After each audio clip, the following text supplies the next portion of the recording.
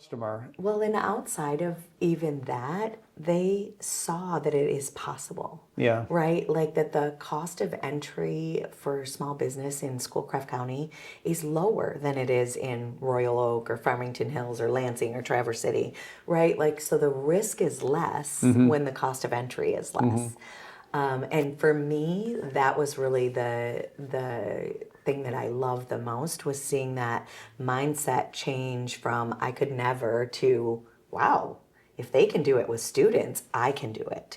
And I just love the watching students kind of have that light bulb moment of, well, what could I do? So You know, this is an entrepreneurial mindset, the Upper absolutely Peninsula is. is. If you're going to live in a small town, you have to know how to get something done. yeah.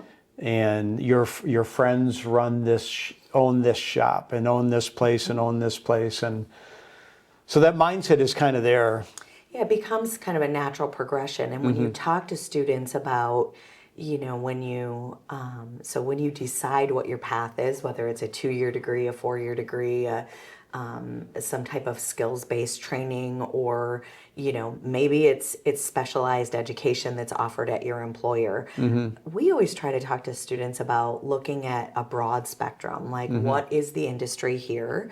So, you know, what could you do here? So choosing your major and minor, or choosing your education based on if and when you want to come back, you know, do you have a skill that could create either a small business or is, you know, already available as employment here. Yeah. So, and I think that's something that so many times students, if you're not careful, they're like, I can't wait to get out of here. And we're telling them, like, we're so fortunate to live here. Yeah. And so changing that narrative a little bit and getting them thinking about, you know, maybe they will go away for a few years, but maybe they're going to want to come back and raise their kids in this environment. And, you know, at that point, what does that career look like for them? Yeah.